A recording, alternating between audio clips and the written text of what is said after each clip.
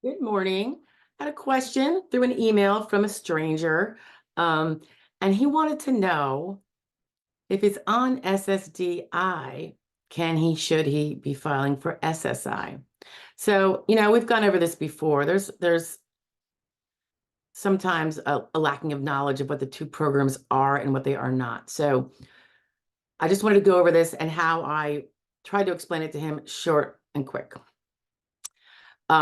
So if a person is on SSD or applying for SSD, there will not be an automatic SSI application for them. Now remember, SSD is the insurance you worked and paid for. You paid for it, you paid those premiums for that insurance through the Social Security taxes you paid through your work earnings. You had it withheld from your paycheck, and your employer paid half of it for you out of its own pocket. If you're self-employed and you properly filed your taxes, you paid the full amount.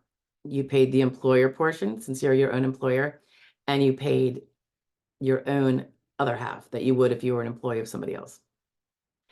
So that's SSD, Social Security Disability. SSI is Supplemental Security Income. It is not insurance at all. You didn't earn it, pay for it, etc. Other people did that for you, for the most part. So SSI is only for disabled and poor, unless you're over 65, then it's aged and poor. Whereas SSD, it doesn't matter. Like any other insurance, you buy it, you get the coverage when you trigger the coverage. So when would it be that a person that files for SSD would want to proactively make sure he or she files for SSI? That would be if you are at or near the financial threshold of the SSI program. Some people say, well, my SSD, if I win, is going to knock out the SSI because I'll have too much income for the SSI. That would be true, except for the 5-month waiting period that they're not going to pay you the SSD, even though they found you disabled. But if you had an SSI application in at that time, you could get SSI for those months. And SSI in 2024 is $943. So you could be looking at, nearly $5,000 in your pocket. If nothing else, that could pay your attorney fee, or, leave extra remaining for you as well. Okay, so if you are, I always say, if having the income and resource threshold is within your sights, and that's not a good thing, but if they are, like you're spending your money, your savings, and you're getting down to close to that $2,000 or $3,000 maximum resource limit you can have, and you're going to want to go look at what those resource limits are. I'm not going to go into them here. And you don't have other income, you might want to throw in an SSI application. SSI applications don't go through that internet application that you see for SSD. So you really do have to contact the SSI or the SSA and let them know you also want to file for supplemental security income. They will generally, this is the only time, like if you are self-representing, you have to go through them pretty much to get the application in. There is an old paper version that I use, but then they're still going to want to speak to the client potentially and confirm the financial aspects of that, to make sure that they're under the limit before they even push out an SSI application. Okay, so if you filed for SSD and you're receiving it like this fellow, and you never did file for SSI, should you be? That would depend. If your SSD income and other income you have, including if you have a spouse living with you, that income could very well make you not eligible for any SSI because you're already getting more than the SSI amount through your SSD. Remember, SSI is the welfare safety net.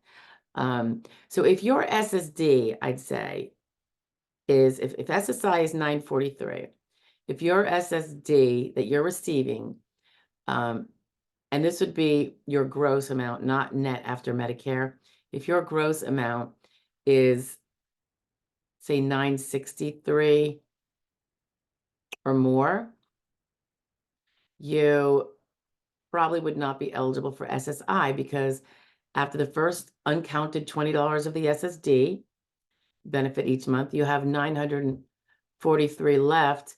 That would be a dollar for dollar offset against the $943 you'd get from SSI, leaving you with zero. So there would be no SSI. If you have less than $963 in 2024 of SSD each month, and again, make sure you're counting that the gross amount you get, not what you might see going into your bank account, because they generally withhold your Medicare if you're getting Medicare. So you have to use the full amount. If that's the case, then you could, let's say you're pulling in 900. You have another, 60 or so bucks that you could get from SSI. Not a bad idea. And then also, if you're not already dual eligible, that would get you the Medicaid. And then your Medicaid might very well, and I'm not going to go into those deals because I don't know them, but sometimes there's a dual eligibility for Medicaid and Medicare when your income is that low, including if it's Social Security income. You get the Medicare, but the Medicaid program may pay your premiums for that Medicare. That's $174 and change right now per month, and or your copays and or your deductible. So definitely something to look into if your SSD is in that, 900 or less range. Okay. So, and then the gentleman also wanted to know how to apply. And like I said, you can't really do that through the internet like you can for SSD. So you just call your local office and you tell them you want to apply for SSI.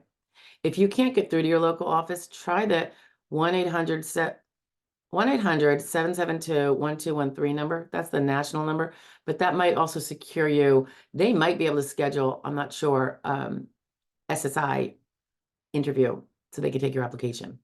But you want to make sure you get that. And that would also be a protective filing for that SSI. So that buys you time for them to make the appointment, set up, get the information. And even if a month or 6 weeks has passed, you still have it as if you applied, say, in March, but it doesn't get completed till end of April. You'll still have that extra month of benefit coming to you as a back benefit. It might also be that if you're on SSD and you decide to put in an SSI application because your income is that low, they might review you for disability. So make sure your medical treatment is up to snuff, that you haven't been slacking off, that your diagnostics are up to par, just in case you get a review to make sure that you are still disabled and able to, collect the SSI. And if that's going to happen, you want to make sure it's like a CDR. You want to make sure that you're up to snuff, that you have been on top of your medical treatment. You didn't slack off too much after you won. And everything is copacetic there. Okay. So yes, there are times when you have already been getting SSD and you will have an opportunity to file for and receive SSI. It generally means you're very, very, very low income. So it's not really a good thing, but at least it'll give you a little bit more in your pocket each month. If you are that low. Okay. And every dollar counts, right? I'll talk to you later. Bye guys.